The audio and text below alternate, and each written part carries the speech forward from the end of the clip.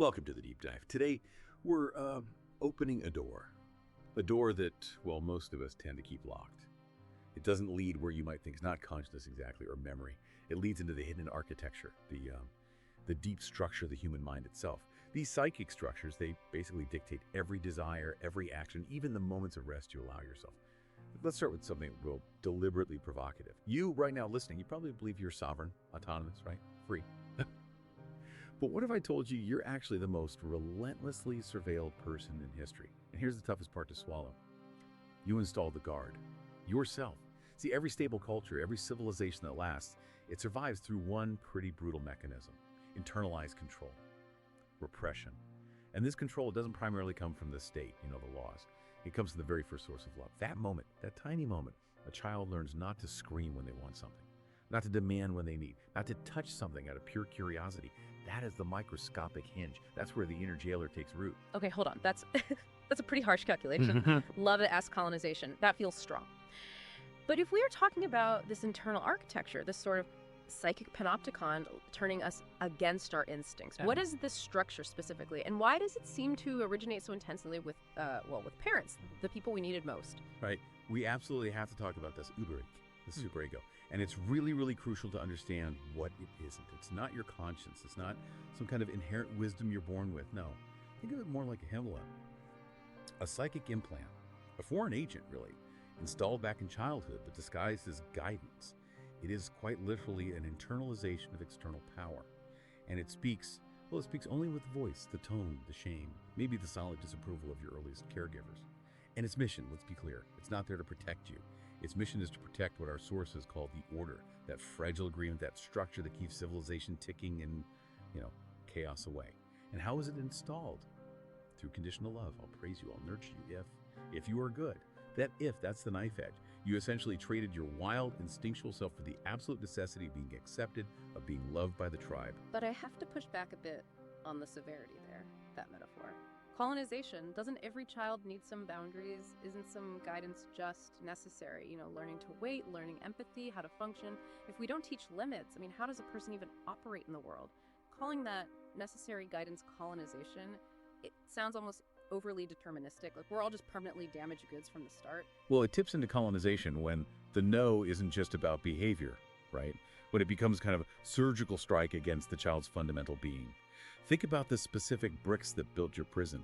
Maybe it's the 5-year-old you internalizing that look of disgust from your mother when you were just exploring your own body, innocently. Or maybe it's the 8-year-old you swallowing down rage, learning to cry instead because your father called you too sensitive. The child turns against themselves. They have to, for survival. They absorb their parents' unprocessed stuff, their fears, their shame, their societal baggage, and they make those limitations their own internal warden. So it's not just learning how to function, it's perfecting the art of your own domestication. And often, let's be honest, for the benefit of caregivers who are maybe deeply flawed themselves. Okay, and if we're talking about the tools for that domestication, the most effective one, you mentioned it earlier, has to be guilt. Absolutely. Guilt is the superego's #1 weapon, structural guilt. And we're not talking about the moral guilt you feel if you, say, actively hurt someone else. That's different. That comes from empathy.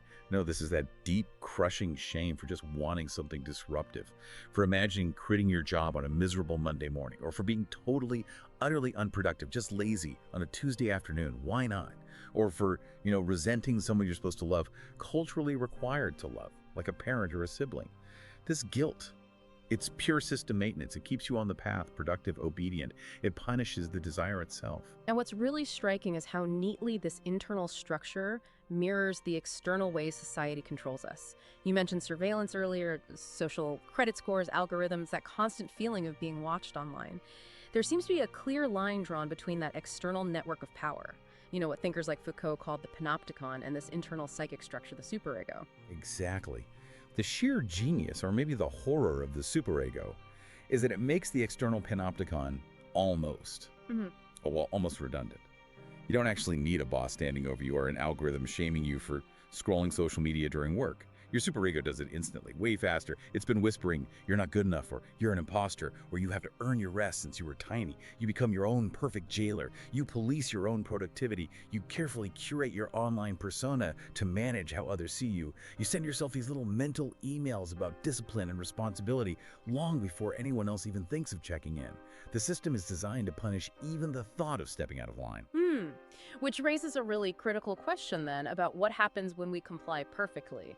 If we successfully internalize all the rules, repress every inconvenient, wild instinct, the aggression, the raw sexuality, the grief that feels too big, where does all that buried energy actually go? Does that massive psychic force just evaporate? Well, Freud's answer here is devastatingly brutal, really. The instincts don't die. They're essentially immortal. Instead, they rot, and they poison you from within. This is what's meant by the return of the repressed. Your stifled sexual energy. It might turn into obsessive shame or maybe uncontrollable fixations, addictions. Your buried aggression because you couldn't aim it outward. Maybe at the authority figure who caused the pain in the first place. It turns inward.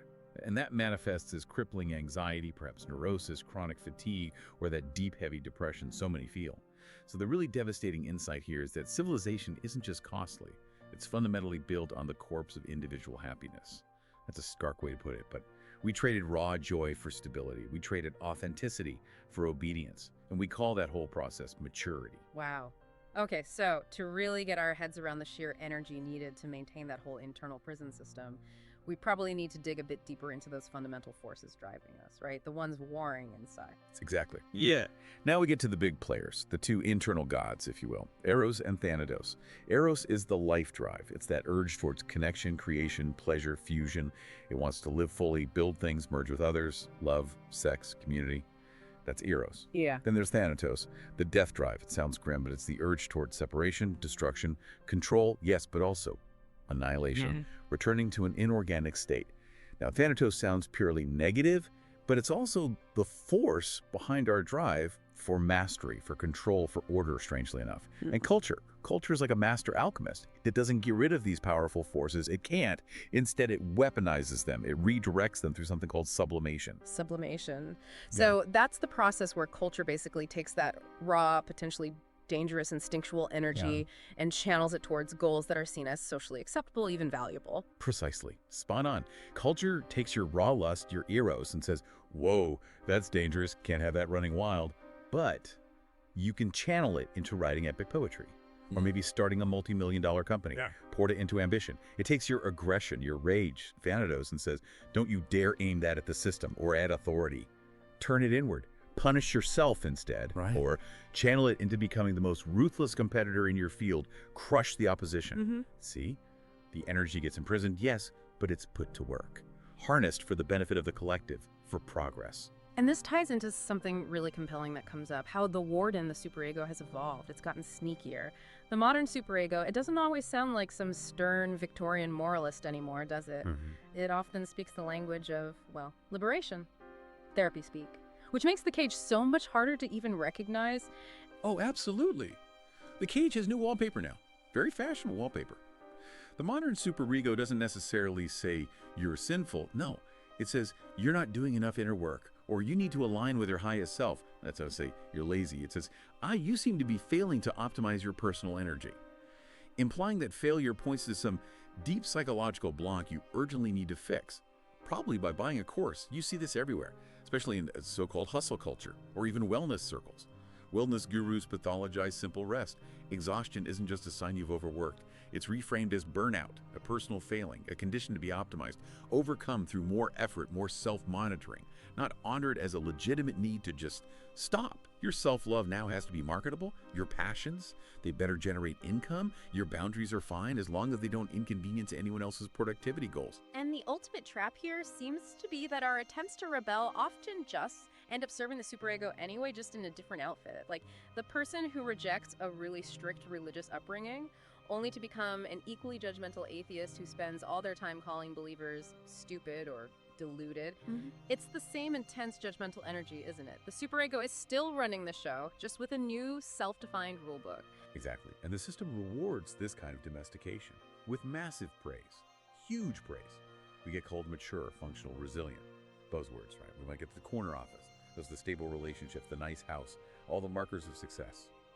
But the price, the hidden price we pay is often this pervasive, low-grade feeling of shame.